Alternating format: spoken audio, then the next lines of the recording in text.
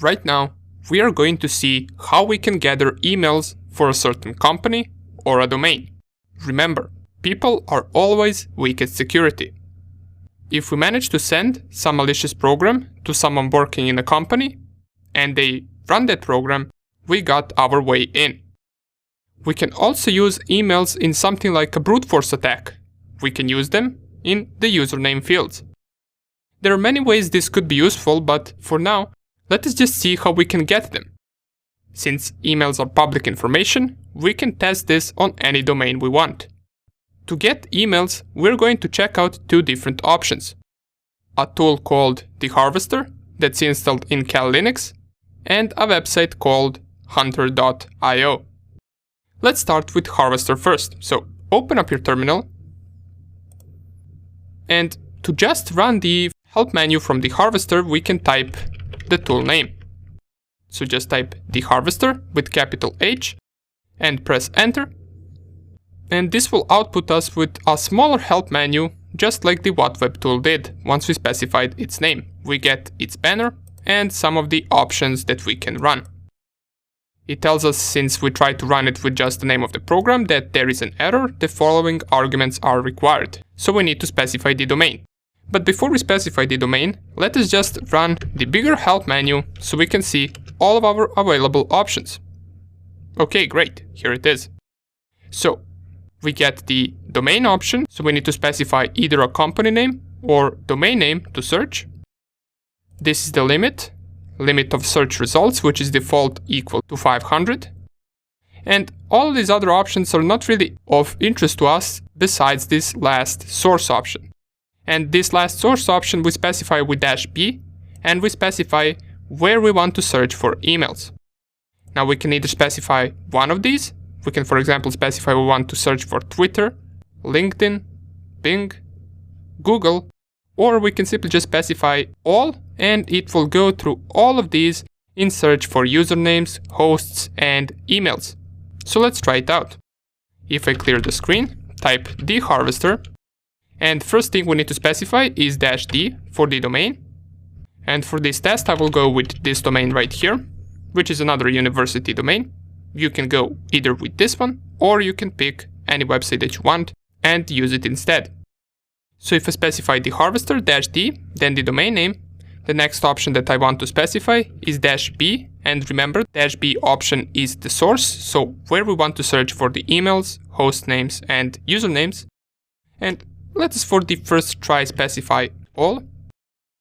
And the last option is -l, which is the limit that is set by default to be 500, so we can either specify more than that or less than that, or we can simply just not specify -l at all, and it will just by default scan 500 results. So if we leave it just like this, and I press here enter, the running of this command will take some time. It will search for different results, it will search for host names, it will search for usernames, and it will also search for emails. As we can see down here, it says searching 300 results, and this will go up to 500 since we are using the default -l option, which is 500 results. And it seems that we already got some users found. Here are some of the names, as well as what do they do. So this is already some result for us. Let's just wait for all of this to finish, and then we will go through all of the results that we managed to gather. Okay, so it has finished. Let us check out what we got as an output.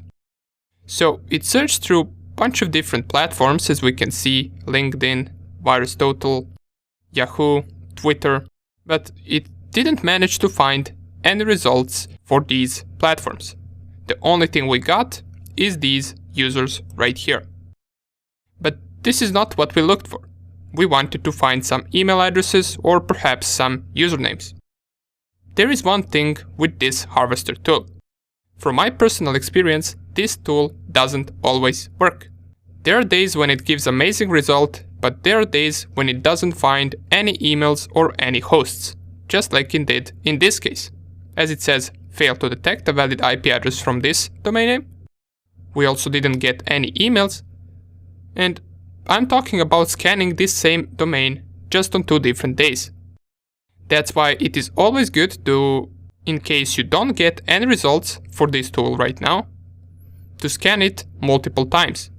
So if I scan it once again, and instead of -B all, I will select -B and scan only from Google to see if I get any different results. And if we still don't manage to get any results, just try the same command either later or tomorrow. And I guarantee you it will usually give you a different result. As we can see, we didn't manage to find anything with this tool. That's why we got a second option. And that second option is a website, hunter.io. So let's go and visit that website, open up your Firefox. And in the search bar up here, type hunter.io. It will automatically lead you to this website, and we can see right here, we got this search bar where we specify a company domain and we click on find email addresses. But on this website, you must first create an account. And you either have a free account or a paid account. Technically, you can even search without creating an account, but it will only show you first 5 results and they will be half blurred. Let me show you. If I go here and type the same domain name that we used for Harvester, and let me just enlarge this a little bit so you can see in greater detail, and I click on find email addresses, it will show me first 5 results and they will all be blurred. Now you can technically try to figure out what these email addresses are, but they will be blurred nonetheless. And down here it also tells you how much results it managed to gather. It managed to gather 315 more results besides these 5 emails, and those results will be available if you get a paid account. With free account, however, let me show you how free account looks like. If I go in sign in, and I sign into my account, for you just go and create an account right here and sign in into your free account.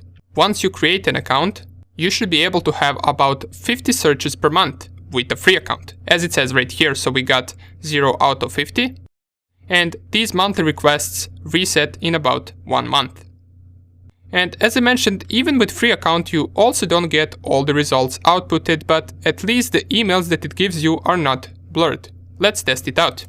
If I type the domain name that we used this entire video and click on search, right now I managed to get some of the results right here. So I get up to 10 results with its email addresses and with their names. So we got the name and we also got the email addresses. We get right here which pattern it used to find email addresses, and all of these email addresses are also split into different sections. So if I click on IT engineering, I will even get what type of work does this person do: project advisor, IT engineering, production engineering, technical editor, as well as their email addresses. We also get from which sources we managed to get these emails. And if I go to all right here and I remove this IT engineering, down here we will also get that there are 310 more results for this domain name. So it is completely up to you whether you think you should get paid version for this. Just keep in mind that with the paid version you get much more results than with the free version. The bad side about the paid version is that it isn't cheap at all. If I go to my account up here and I click on subscription, I can see down here which plan choices I have available to purchase. And you can see 1000 requests per month will be around 50 euros per month. So this is completely up to you, but nonetheless, what we did learn in this video is different ways to gather emails about a certain domain. And I encourage you to also later try out this Harvester tool once again, because it does know to give really good results once it works.